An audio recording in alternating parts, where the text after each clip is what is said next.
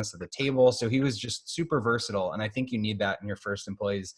And so brought him on. And when I finished school, I wanted to build the business around him instead of building it around me. And so he lived 5 minutes from the office. I lived 90 minutes from the office. But I knew that I didn't want to be the one running everything. I wanted to expand the business. And so that was just the first decision to do that.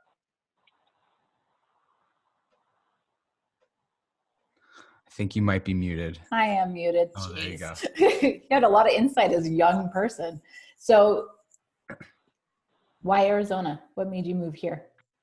My wife, so a girlfriend at the time, she went to school for 2 years in Florida and then ended up moving back to Massachusetts. And she always wanted to live somewhere nicer. And there was this one New Year's with our friends where it was like an ice storm and it was raining and the rain was freezing and she stepped in this big puddle and like lost it. And she we're driving home on New Year's Eve and she's like, I'm moving. You can come or you cannot come, like up to you. I like her. Yeah. And so she kind of lit the fire under me. And so at the same time, like we were starting to do events, in the Midwest and out the West Coast. And so I thought it'd be cool to have a West Coast office. And so we started taking trips. We did like a Southern California trip and Vegas and Phoenix, Scottsdale and Austin, Texas. And we were just kind of exploring and I just fell in love with it here. So we didn't know anyone. I had never been to Arizona. She had been to the Grand Canyon when she was like 11 but it was just so different. We loved it here. And so you decided to move here and operate your business remotely. Okay. Yeah, how'd you do that? So we moved out here and the cool thing was rent was really expensive in Boston. And so instead of my condo in Boston, I was able to get a 2-bedroom apartment in Scottsdale, and the rent in Scottsdale plus the 2 flights home a month, I went back every 2 weeks, was still cheaper than my rent in Boston. And so that was the case I made where I was like, we can live in this like awesome community and my apartment complex has a pool and a hot tub and it's sunny all the time. It felt like a no-brainer. Yeah. And you can just fly back. Okay. So you start this, how's running the business remotely? And then how do you move out of it? So running the business remotely was good because again, I was just focused on the systems of the business. So initially I thought I would set up a separate office in Scottsdale. I hired 1 employee in Scottsdale. I was looking to hire others. And then one of my employees in Massachusetts said that he had a bunch of friends in LA and he wanted to move out to LA and could he work from out there? And he pitched me on it pretty hard and sold me on the fact that there's so many camera operators in LA and that might be a better West Coast office. And so we ended up closing the Scottsdale, my office that I made, and set one up in Beverly Hills, which I was super psyched about, but it was like 90211, Oof. like over the tracks, but it was still cool. And so he moved out there, we set up an office there, he hired like 6 people. And then I ended up just working out of my apartment. And the cool thing was my whole job was just making the systems work better. Like we set up a project management tool and checklists and laminated sheets and training for all of the camera crews and started shipping out production kits on, proactively to every event before the thing so they could set it up. And just dialing in that system was my sole passion for years. But then once I felt like we had dialed it in and it wasn't changing, we were just doing more events, then the passion started to fade. And so I talked to the first employee, who at that time was now director of operations. And I told him that I wanted to step away from the business. And does he want to be president? Would he be up for that challenge? And so he agreed. He took a few days, agreed to it. He got a big pay bump. I took myself off salary and I trained him for 6 months to be the president. So filling in any gaps of what I still did. And then to make up my own income, I started consulting for my friends. So I had joined EO, the Entrepreneur Organization, and met a bunch of other cool business owners. And when I said I was like looking for something to do, a few of them were like, well, why don't you work a day a week at my office and work a day over here? And so I just kind of timeshared across 5 businesses, and that started my consulting work. And so a year into that arrangement, I was like, I'm done with this video thing, like cheerleading events. No, thank you. I'm over here. And so I ended up selling the video business. You have a daughter? No, I have Oh, 2 sons. okay. Well, you know, your son could become a cheerleader and then you'll be back at it. So, I always buy, like, I have nieces and nephews though. And like, I go to the events and I always buy the video. I'm like, they're like, where to ship it? I'm like, I don't care. Here's the money. Like, good job. I'm really proud of you. great. You're doing a great job. Hang Yeah. in there. So you went through the EO accelerator program. And tell me what was your decision to do that? Why do that when you'd already run a business? What were you hoping to gain out of that? Well, I had never, even though I was running my business in college, like none of my friends were business owners. That, like, we had an entrepreneurship society at the school, and I became the president of the group, and we had 400 members and like 3 people with businesses. Like, people were really interested in entrepreneurship, but no one actually had a company that was really operating. And so I didn't have a lot of like peers. And so one of my professors was in the Boston chapter of EO, Entrepreneur Organization. And he told me about it, but to qualify, you've got to have over $1 million in sales. And so the year that I moved out to Arizona, they had launched this accelerator program for smaller businesses that were growing. And that was the best thing I ever did, because I joined this group and I was surrounded by people at my same stage going through all the same problems. It was the first time I'd ever been in like a mastermind group. There were educational things like this. And just being in that for years, like, I learned so much about business. And I think even the lessons that I got from my first business, I wasn't able to unpack them until I was in the group and listening to the speakers and being like, oh yeah, that makes sense. I have an example of that. So it was so good. And kind of like group therapy, you know? Yeah. Yeah. Yeah. You have to have people that you can relate to. Yeah. And do you have that now as a CEO? Yeah. I'm in too many groups now. But yeah, I mean, there's like Startup Arizona, Startup AZ locally has been amazing. I'm in a group called SaaS Academy that's for SaaS businesses. I'm still in EO. I'm in another one, YEC, that's Young Entrepreneur Council. I'm probably leaving groups out, but I think it's really important. Yeah, absolutely. Any group that you would recommend for people that are just starting? If you're just starting, like, sometimes the best groups are Slack channels or Facebook groups or LinkedIn groups or wherever you tend to hang out, because those groups are I think disproportionately startup entrepreneurs, which is really good in that you're all kind of at the same stage and it's helping you. But then as soon as you start to get some traction in your business, you want to get into a group you pay for, because when you pay for it, you take it more seriously, and it also kind of raises the bar of who's in the group. So I would say, like, get as much value as you can from those free resources, and then as soon as you can pay to be in a group, do that. Yeah, great advice. So where was Trainual born? In my How did this come about? Yeah. So, all right. So going back, I sold the video business in 2013. 2014 was the first year that I named my consulting company. Organized Chaos is what it was called. And the same year, Trainual started. And it was, so midway through the year, I'd met these kids at ASU. They were in the Edson program, and they made this little HR tool that they pitched at this demo thing at the Edson. And I was there as like a mentor because I just sold my business and I was trying to help out. And so I met them and I thought, oh, this is a cool little product. And so fast forward like 6 months, I had a consulting client that had an onboarding problem. Like, they had this big turnover problem. So I called these kids. I'm like, hey, I've got a customer for you. Like, let's work together on this. Maybe I could be an affiliate or something. And they're like, oh, we shut the thing down. Like, we graduated in May. We don't have any customers. It's kind of broken. And I was like, well, can I have it if you're not using it? And they I'll said, take it. yeah.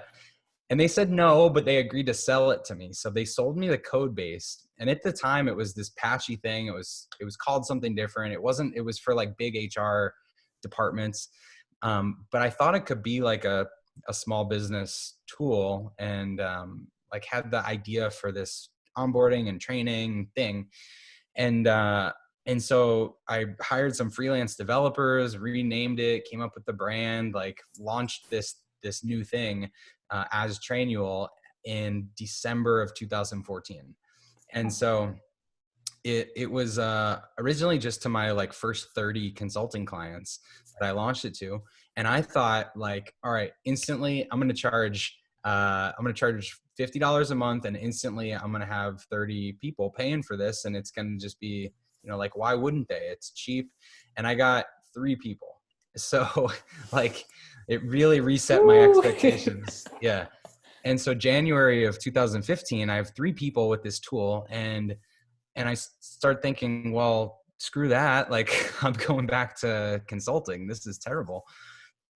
So I totally just pumped the brakes on Trainual. And for the next 3 years, I grew the consulting business. And so I was focused on productizing and packaging our services and building up marketing. And I wrote a book, and I had this like outbound funnel and hired 5 people, and like was building this little boutique consulting firm.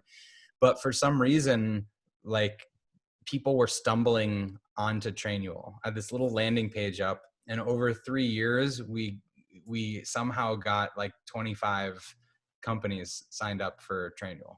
And Wow. and some of them were consulting clients of mine that I just gave it to for free, but some of them were strangers. And so it was mind-blowing to me that I had like a dozen strangers around the country paying $49 a month. And so that's where the original thing came from. But I sat on it as like just an idea for way too long. I tried to sell it, actually. Yeah, tell me about that, because I In think sometimes when in desperate times, people are thinking desperate measures. Tell us yeah, what you tried to sell it for.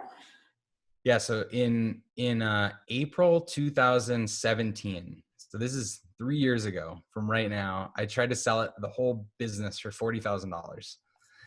And like, it's crazy to even think about that, but I was like, I had a spreadsheet of like why it was worth 40,000. Like, that was even a stretch in my mind. Like, I would have taken 20, and I was sending it to my friends, and I was like, can someone just take this over? Cause I don't want to run this thing. Like, I'm just going to do the consulting. And like, maybe if you want to partner with me, you do all the work, I'll keep 5%, and like, hopefully it'll pay off. Like, that was my feeling in 2017. So this idea, I mean, this business is stalking you, obviously, just keeps coming back and not dying. Where was the turning point where you said, something's here, I really need to invest my full time? So the turning point was, it was later in 2017, because once I got shut down, I couldn't even sell it for $40,000 or 20 or whatever. I got turned down. And so later that year, we hired our first in-house developer that summer, and we were starting to take on these consulting projects where we were auditing someone's operations and redoing like their tech tools and writing up new procedures and training their team. But in order to be more efficient, sometimes we were like connecting APIs or little custom things to automate stuff for the business. And so I'd done enough outsourcing of that I wanted an in-house developer, and he was just looking for stuff to do. And so I was like, well, we've got Trainual, like maybe we could rebuild that and make something of it. And so it was just like a conversation, summer 2017, and we didn't do anything until September. And then September comes around, and we get a cold email from Remax Corporate in Colorado. And my project manager answers the email. She's like a EA kind of, and she answers the email, and she's like, Remax wants to talk to you about Trainual. And I was like, why? Like, what do they want? And she's like, they want to train their agents through it. And so we write the guy back, and we're like, well, how many agents are we talking about? And he replied, and he said 65,000. And so at this point, we had 22 accounts, something like that. And they want to put 65,000 people through the system. So I'm like, yeah, we could do that. Like, I'm going to be in Denver next week. Like I totally played it up and was like, let's talk about this. And so I'm in there, I fly to Denver and I'm in their boardroom and they bring in like their VP of education and this person that's in charge of like brokerage onboarding. And I like a week before got a new logo designed at 99 Designs. And I put together a slide deck of like what this thing could possibly look like. And it was just all totally a house of cards. But they like bit and they said, oh, this is awesome. And as soon as we're off our other contract on that thing, like we want to use this. And I think that gave me like such confidence to want to do something with this. And so I came back and I'm like, guys, we're doing Trainual. Like all the existing employees, I ordered t-shirts for everyone. And I was like, Trainual is the new thing. This is what we're doing. And so everybody was on board with it.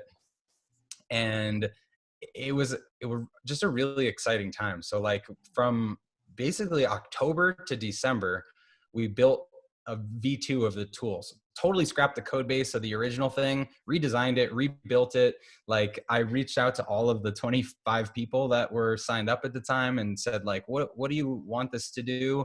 I designed it. And then it was just like, we had a new thing in December. We set up a new entity and then we launched it publicly January of 2018.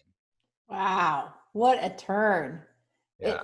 I think a lot of people have a hard time the fake it till you make it. Like, how do you motivate yourself to do that? And well, being truthful, but like also, I mean, sometimes you have to do that in business. Any tips for that for newbies? I think you have to, I mean, there's a, like, you don't something that you're going to fail at. So there is a fine line, but like, when we first got our first event with US Figure Skating, like we were their exclusive national sponsor. We did all their events up until the Olympics. And like the first event we ever got was when I was in college, and I cold emailed them and said like, hey, we do a lot of cheerleading videos. I'd love to learn about how to do figure skating videos. And they were like, stock response, like, we've put you on the RFP. Thank you very much. And so I get this RFP for all of their events and I just filled it out like, all right, you're telling me exactly what I need to buy. Like, yep, we do that. We do that. We do that. And we actually got awarded one of their biggest events. It was down in Virginia. And so I packed up all my friends. I like rented the equipment. We all drove down to Virginia and pulled off this event. But like doing that, stretching ourselves to do that, set up the next however many years that we became their only supplier for every event.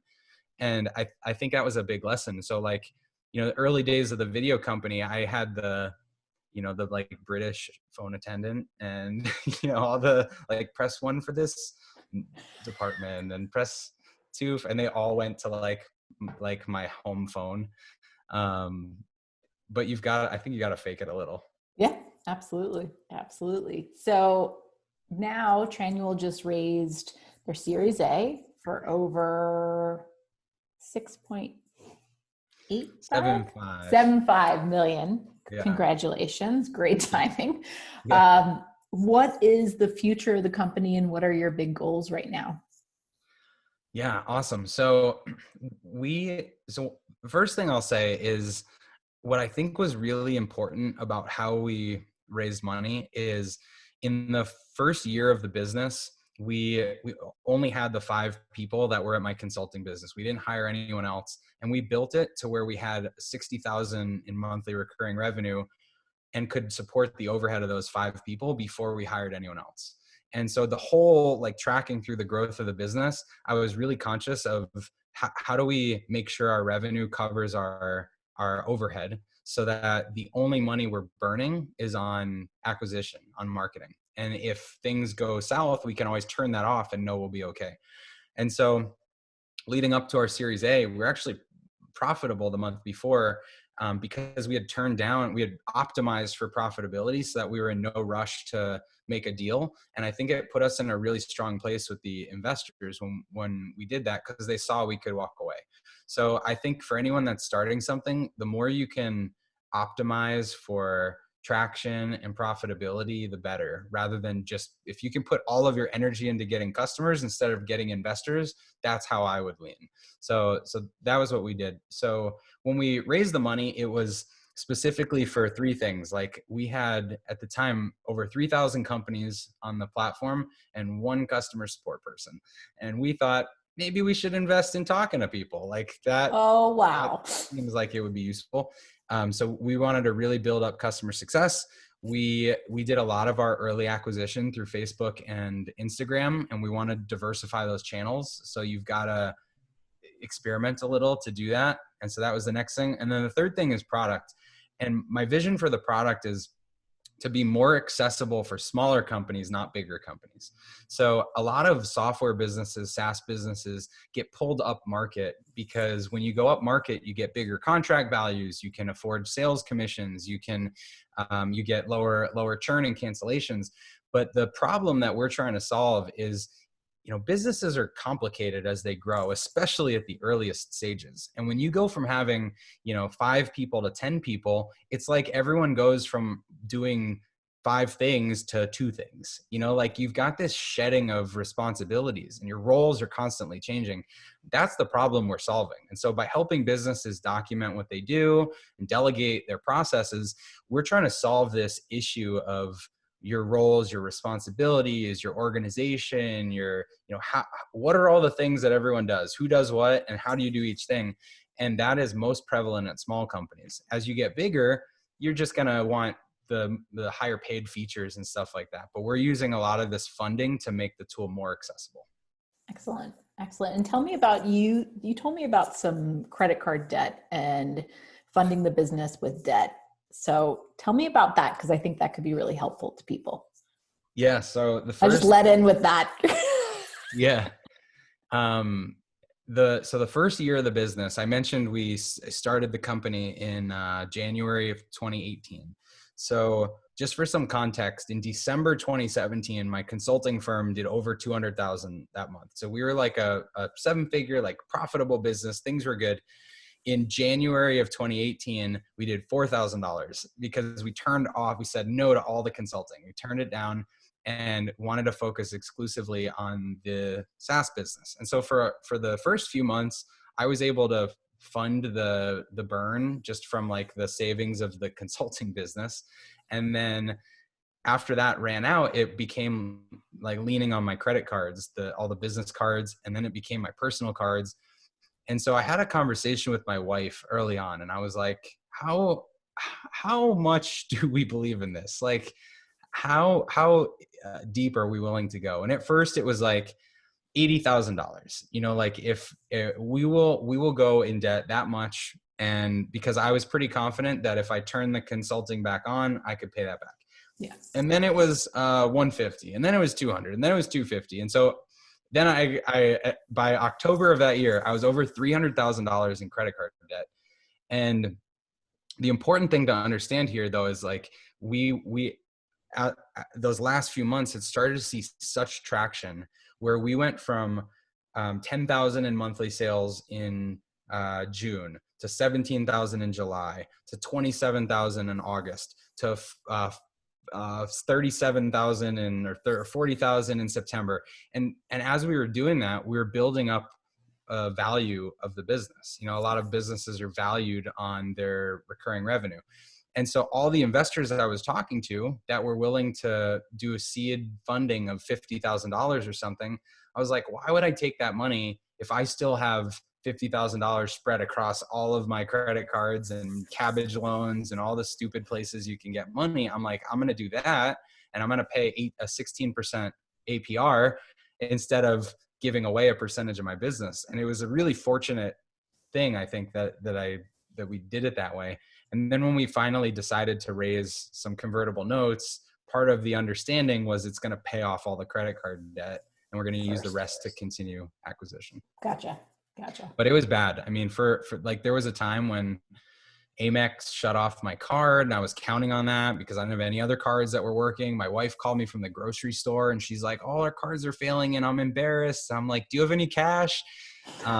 Like we had this Vespa, this little scooter that we rode away from our wedding in. Like, I always wanted one when I moved to Arizona, and I had to like pawn it for, $2,000 or whatever to like make the business expenses. So it was a tough time, but we made it to the other side. Yeah, we made it here. So I'm going to ask one more question, then we'll do a little speed round to get to know you, but we will work with everybody else's questions because I know they'll have brilliant questions. Yeah. This is a challenging time, but biggest challenges, biggest wins. Probably the credit card debt. That was. You mean like ever, or with the business, or what? No, with the business right now, Trainual. Biggest challenges, biggest wins. I think the biggest challenges are probably, there's a couple. I mean, like, we've been fortunate that as a remote tool to keep teams aligned, we've still got a lot of customers buying. And so we haven't seen like the down tick that a lot of businesses have, and, very lucky. But I think keeping people motivated while they're isolated working from home has been more challenging than I thought. Like, I thought everybody would love this, and there's people on the team that I'm having to talk to every week because they're like crying and they miss people. And I didn't realize how hard that would be. So I would say, like, from a personal standpoint, that's probably the hardest one. And then the biggest win has got to be that, that we can withstand this. And I'm grateful every day for that. Absolutely. Absolutely. And what can anyone in our community do to help you in Arizona? To help me? I mean, I think the most helpful thing everyone could do would be to start their own thing and be successful here. Like, I am really passionate about this being like the brand of Arizona getting bigger. And I think even from a few years ago when this was all starting to now talking to investors, they're more interested than ever in Arizona, which is really cool to see.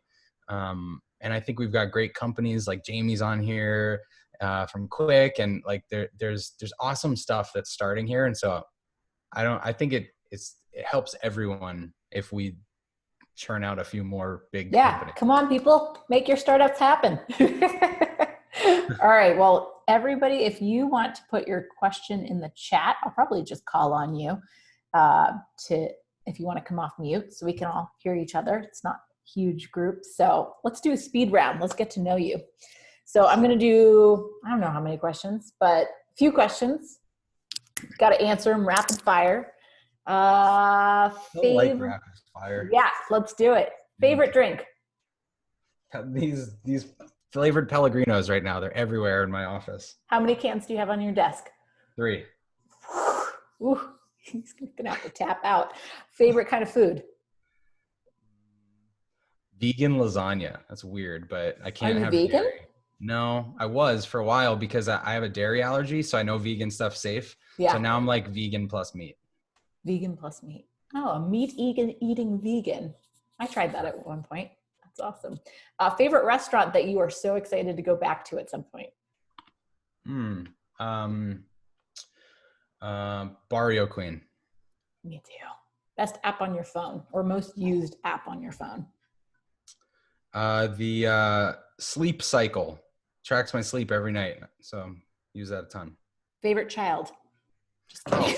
Come on. Depends on the day. Place you want to visit that you haven't been? My office.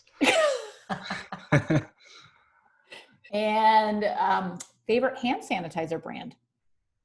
I don't know.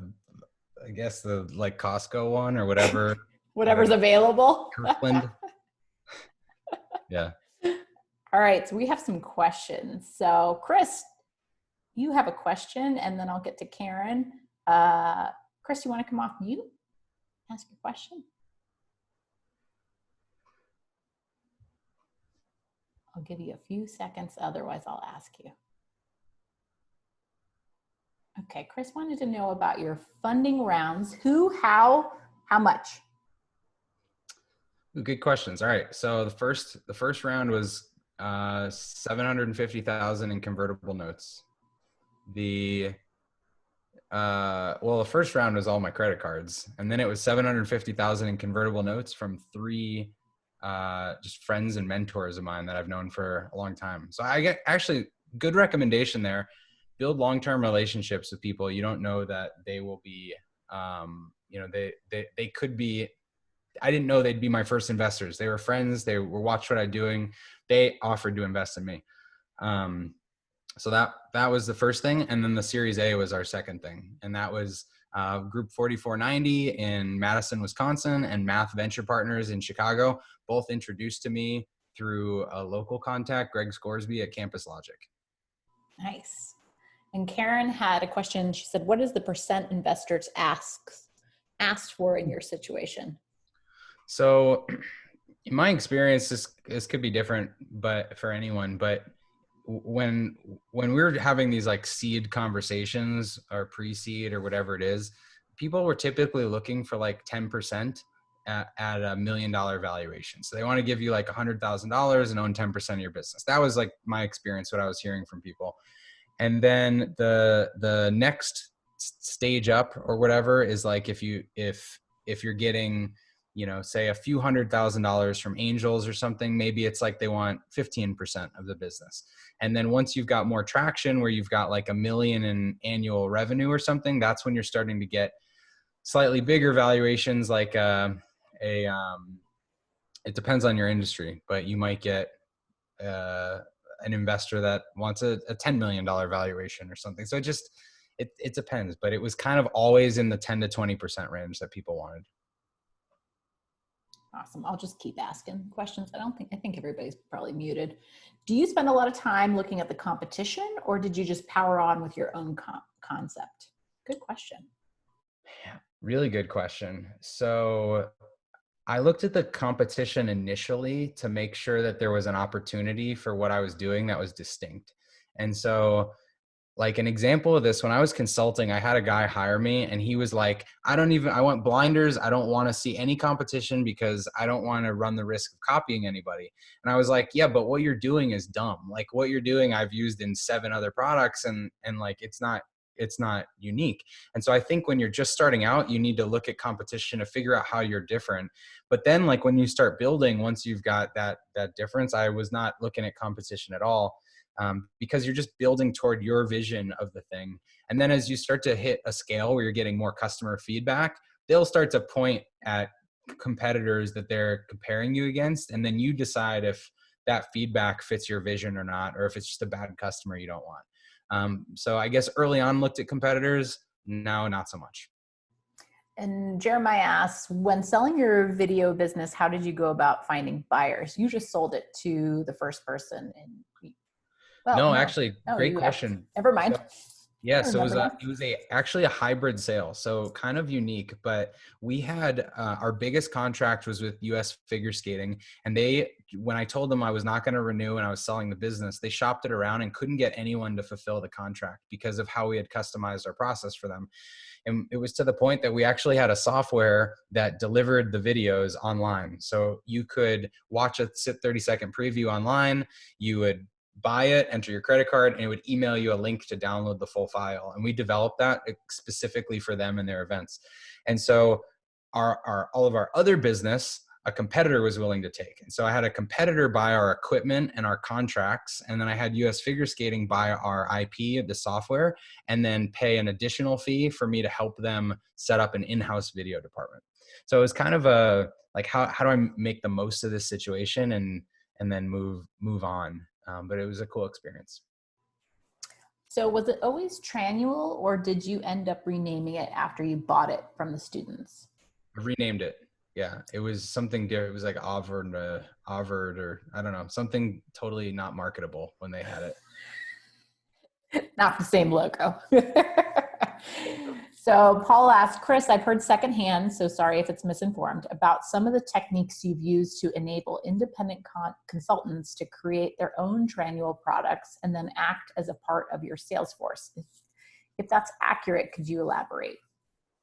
Yeah, so we have a network of, we call them certified consultants. And early on, the byproduct of doing so much advertising was that there's interesting opportunities that come up from partners and integrations and service providers, and people would see our ads on Instagram and be like, hey, this is exactly what I do. I'd love to work with you in some way. And so we had a few consultants that were like operations consultants, very much like I was.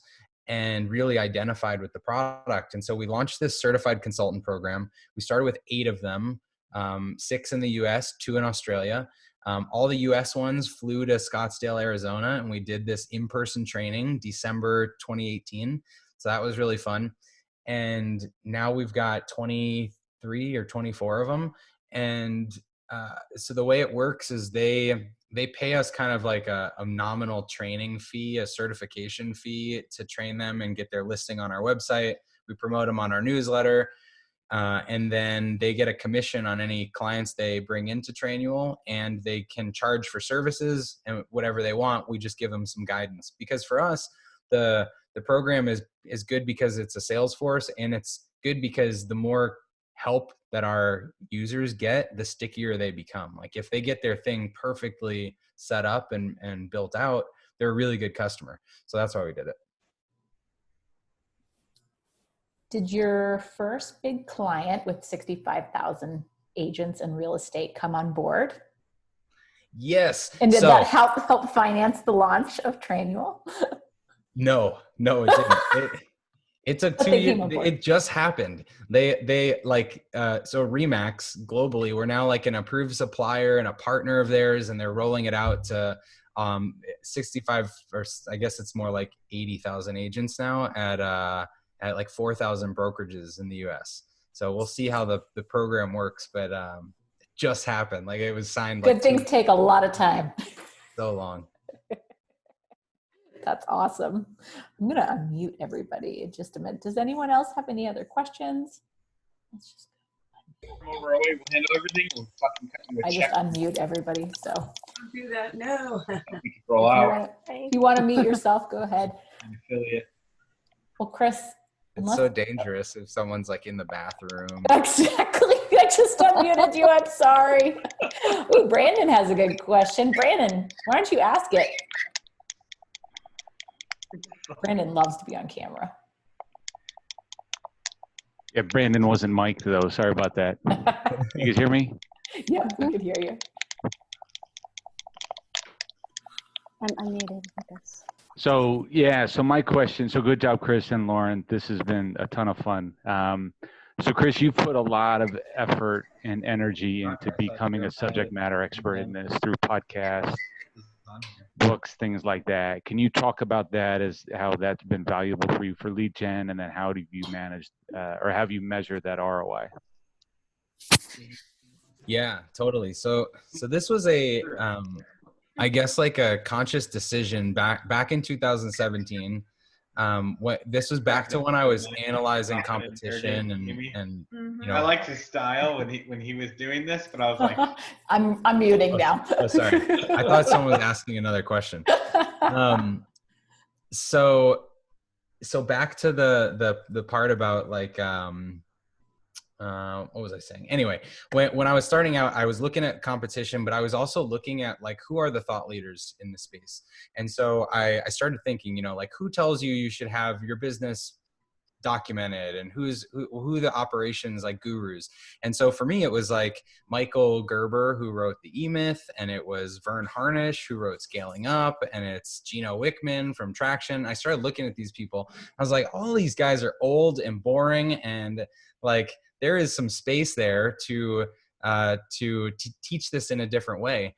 And so when we first launched our paid ads, we tried to do it as like a really organic thing, where it was my brother and I just shooting like little iPhone videos and trying to be really approachable. No way. How weird is this? I just got a text from the guy that reached out to me the first time at Remax. So he's weird.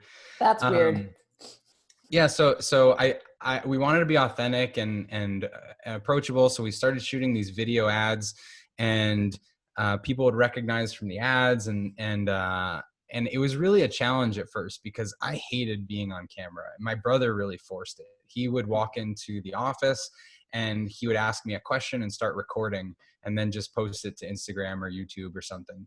And I started to, I guess, embrace it and get booked on podcasts, and that's been so important. So I think the bigger than the thought leadership thing has been embracing marketing and your role in marketing as a leader or a founder of the business.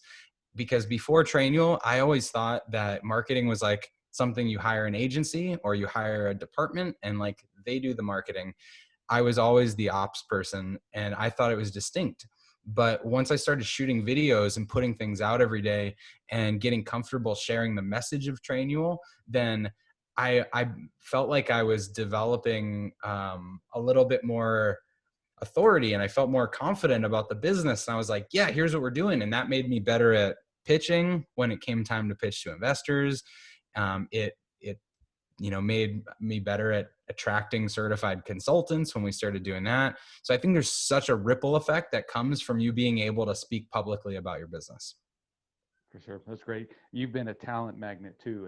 Have you seen that as well, just in the talent that you've brought into the team? Well, thank you, Brandon. Yeah. Brandon is full of compliments. Yeah. I mean, definitely. It's like, I think if you create a fun culture and a cool business that seems from the outside like it's really going somewhere, then people want to be a part of that. It's contagious. And so we didn't set out at the beginning to be like a great place to recruit, but it's definitely like another byproduct. So we've been really lucky to get some cool people. Cool. I'm going to go cash your check now. Okay. For the planning questions, right? Thanks, guys. I'll be quiet. Any last questions for Chris? And Brandon was awesome. Speaking of Startup AZ, yeah, tell us more. If anybody doesn't know what that group is, like Brandon met me in a coffee shop when Trainual was doing $5,000 a month. And I had to sell him on why I belonged in his program of like really entrepreneurs that were doing much better than me.